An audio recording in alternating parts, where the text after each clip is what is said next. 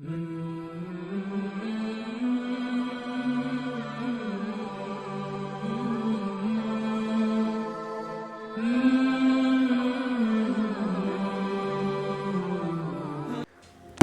اسلام صلی اللہ علیہ وسلم نے فرمایا کہ غیبت کا کفارہ یہ ہے کہ تم اس کے حق میں بخشش کی دعا کرو جس کی تم نے غیبت کی ہے۔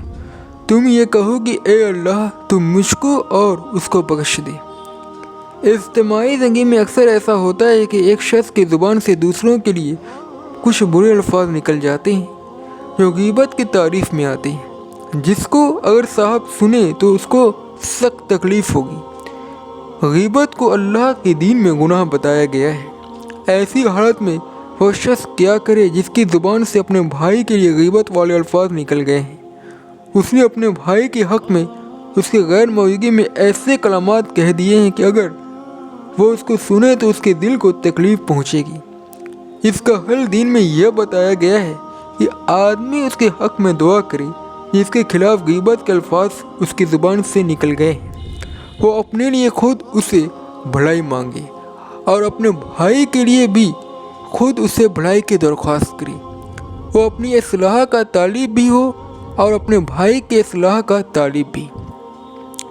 اس قسم کی دعا سادہ طور پر کچھ الفاظ بولنے کا نام نہیں، وہ اس شخص کے حق میں خیر خواہی کا اظہار ہے جس کے خلاف غیبت کا فعل ہوا تھا۔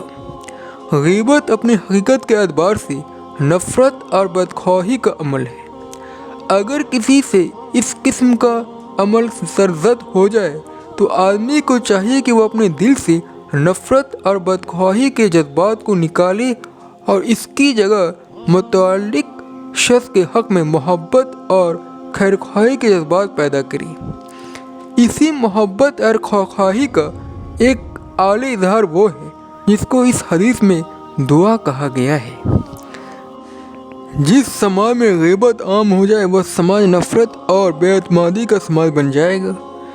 کسی سماج کو اس بگاڑ سے بچانے کی تدبیر یہ ہے کہ لوگوں کے اندر یہ ایکسپرٹ پیدا کی جائے کہ جب بھی اس کی زبان سے غیبت کے الفاظ نکل آئیں تو اس کے بعد وہ نیک دعاؤں سے دوبارہ اس برائی کو دھوئے۔